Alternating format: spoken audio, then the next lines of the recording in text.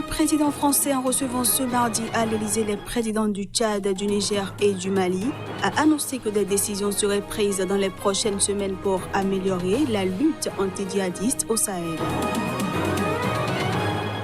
Le gouvernement de la République démocratique du Congo et ses partenaires ont annoncé qu'ils commencent à utiliser un deuxième vaccin expérimental contre Ebola.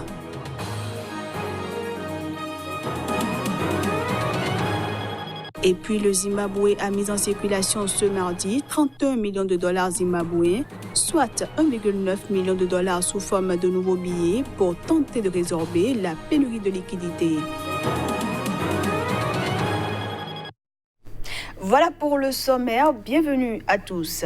Au Tchad, le gouvernement et une milice d'autodéfense du Nord ont signé un accord de paix censé mettre fin au combat qui les oppose depuis plusieurs semaines sur fond de querelle sur l'exploitation de l'or que recèle cette région du Tibesti.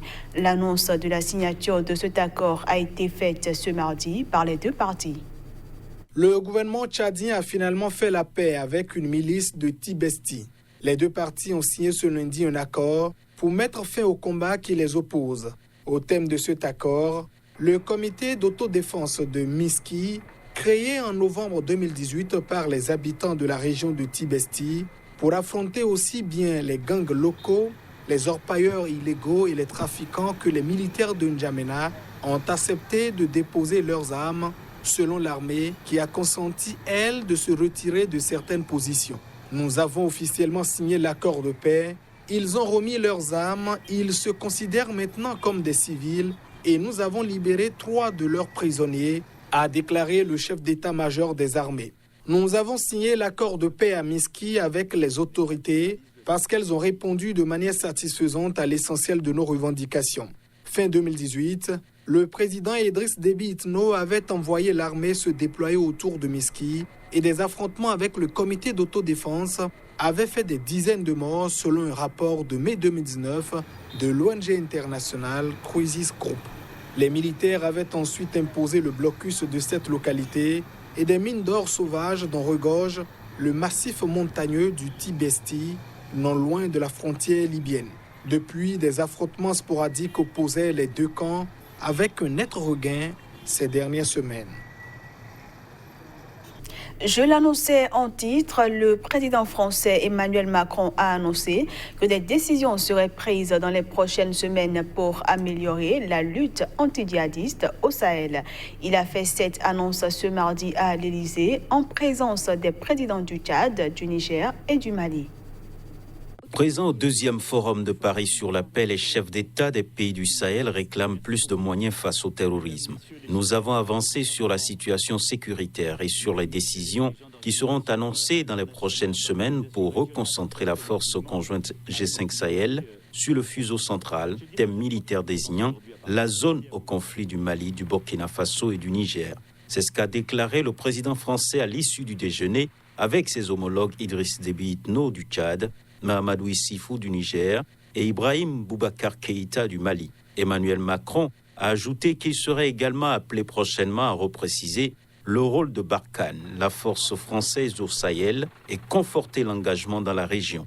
Il a également indiqué qu'il allait rappeler à l'ordre des pays partenaires qui s'étaient engagés dans l'Alliance pour le Sahel et qui tardent parfois à livrer leur aide. Au cours du déjeuner, les 4 présidents ont également parlé de la situation problématique à Kidal, une ville au nord du Mali qui échappe à l'autorité de l'État. Kidal, c'est le Mali et l'État malien. À Kidal, c'est le drapeau malien, l'administration malienne. J'ai entendu parfois des messages contraires et je préfère le dire ici très clairement. On a eu une très bonne discussion tous ensemble. Et donc, je sais que le président Keïta enverra dans les prochaines semaines à Kidal le Premier ministre. C'est une très bonne décision qu'il a prise. Moi, je souhaitais rappeler, en tout cas, que c'est son administration et son État qui, là-bas, doivent gouverner. Prise en 2012 par les rebelles djihadistes, Kidal est aujourd'hui, malgré la présence de bases françaises et des forces onusiennes, sous le contrôle d'ex-rebelles séparatistes Touareg. Ces derniers se sont soulevés contre le pouvoir central en 2012 avant de signer un accord de paix à Alger en 2015. Emmanuel Macron et Félix Tshisekedi ont annoncé une visite du président français en République démocratique du Congo dans la deuxième moitié de 2020.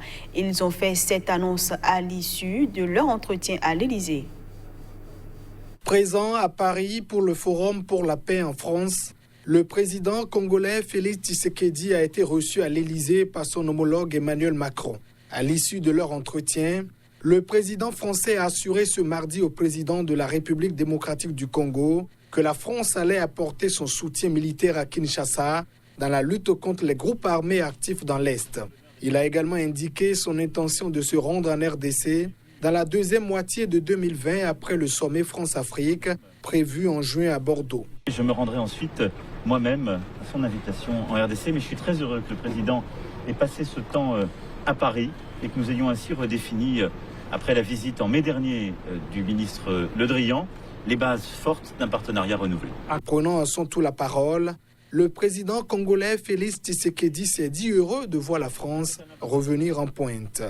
Je suis heureux de voir la France revenir en pointe là-dessus. Et je le lui avais dit, je tenais à le lui dire, je veux que la France soit beaucoup plus présente en ce moment en Afrique. Ça fait partie de vos objectifs de votre tournée européenne, d'obtenir cette aide? Oui, absolument. Oui. Emmanuel Macron a précisé avoir signé avec son hôte le deuxième contrat de développement bilatéral qui verra la France investir 65 millions d'euros pour accompagner le travail de modernisation et de transformation de la République démocratique du Congo du président Tshisekedi. Il portera notamment sur l'éducation, la santé, la francophonie et la préservation de la forêt. Ce journal se poursuit. En République démocratique du Congo, le gouvernement et ses partenaires ont annoncé jeudi dernier qu'ils ont commencé à utiliser un deuxième vaccin expérimental contre Ebola. Mais l'introduction du nouveau vaccin a fait l'objet d'une polémique au sein des responsables de la lutte contre l'épidémie d'Ebola dans le pays. Dans le but de tenter d'enrayer la propagation du virus Ebola, qui a fait plus de 2000 morts en République démocratique du Congo, le gouvernement et ses partenaires ont annoncé qu'ils commencent à utiliser un deuxième vaccin expérimental contre Ebola. Cette opération de vaccination de 4 mois vise 50 000 personnes. Seuls les adultes et les enfants âgés d'1 an et plus sont admissibles à la vaccination. Mais contrairement au premier vaccin utilisé depuis le début de l'épidémie, il y a 1 an, ce nouveau vaccin doit être administré en 2 doses, à 2 mois d'intervalle. Cette situation a suscité des inquiétudes chez certains membres de l'équipe d'intervention contre Ebola, car le vaccin peut être difficile à administrer dans une région où la population est très mobile et où l'insécurité est très répandue. Une déclaration de l'ONG Médecins sans frontières a indiqué qu'il s'agit d'une occasion de recueillir des informations sur l'efficacité du vaccin dans des circonstances réelles, le qualifiant de ressources supplémentaires dans la lutte contre Ebola. Jusqu'à présent, seuls ceux qui avaient été en contact avec un patient d'Ebola confirmé étaient vaccinés pour briser la chaîne de transmission. Ce nouveau vaccin est produit par la société américaine Johnson & Johnson. Son introduction permettra de vacciner des Congolais sur des plus grandes zones à l'extérieur de l'épicentre de l'épidémie. Le Zimbabwe a mis en circulation ce mardi 31 millions de dollars zimbabwéens, soit 1,9 million de dollars sous forme de nouveaux billets pour tenter de résorber la pénurie de liquidités qui frappe son économie en crise. Les pénuries d'argent liquide sont dans ce pays telles que les banques limitent drastiquement les retraits de cash. Étranglé par le manque de devises étrangères, le Zimbabwe essaie progressivement de réintroduire sa devise nationale, le dollar zimbabwéen. La mesure annoncée par la Banque de réserve le mois dernier vise à pallier le manque de liquidité dans le pays. Mais même avec une telle politique, les difficultés de la population sont encore très loin d'être résolues. Malgré l'introduction mardi de billets de 2 et 5 dollars, les banques continuaient de limiter à 300 dollars les retraits d'argent liquide hebdomadaires et à 100 dollars les retraits quotidiens. Une somme dérisoire quand le plein d'essence coûte 600 dollars zimbabwéens. Nous n'avons constaté aucune amélioration depuis l'introduction de la nouvelle monnaie et nous recevons toujours le même petit montant de 100 dollars ou moins. Le gouvernement devrait simplement nous donner tout notre salaire à la fois lorsque nous nous rendons à la banque. pour que nous puissions planifier et budgétiser plus facilement. Nous ne pouvons même pas acheter du maïs parce que l'argent que nous recevons à la banque n'est pas suffisant et que la plupart des magasins n'acceptent pas les paiements électroniques. Nous espérons que si nous parvenons à obtenir l'argent aujourd'hui, nous pourrons acheter quelques produits. Au cours des 6 prochains mois, la banque a prévu de mettre à disposition un total d'$1 milliard zimbabwéens, soit quelques 63 millions de dollars. Le dollar zimbabwéen avait été abandonné en 2009 quand la devise avait perdu toute valeur à cause d'une inflation vertigineuse. Le pays avait alors adopté pour ces transactions des devises étrangères comme le dollar américain et le rand sud-africain. Mais les précieux billets verts s'étaient fait de plus en plus rares au point d'étrangler l'économie. On passe cette fois-ci à la revue de presse Afrique.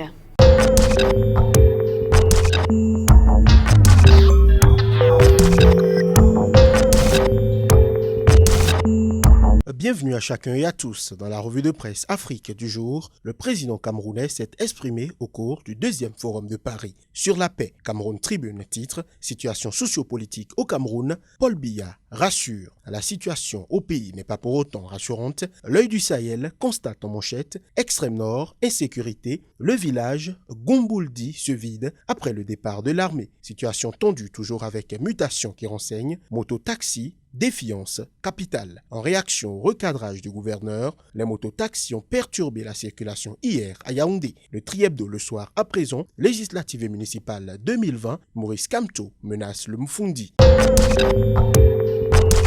En Côte d'Ivoire et pour le jour plus, tout le monde ne parle pas de la même voix à l'opposition. Plateforme de l'opposition, pourquoi les GOR et EDS n'ont pas signé. Le nouveau réveil, grande interview, vérité, Guy Kawe fait le grand déballage avant le bureau politique du PDCI, le quotidien d'Abidjan à présent, Mamadou Traoré, conseiller de Soro, trop de cadavres dans les placards du RDR. Enfin, bilan à la une du journal Le Patriote, en 8 ans de gouvernance, Ouattara, comment il a séduit le monde. Ces chiffres qui parlent d'eux-mêmes, tout un arsenal législatif et institutionnel pour lutter contre la corruption.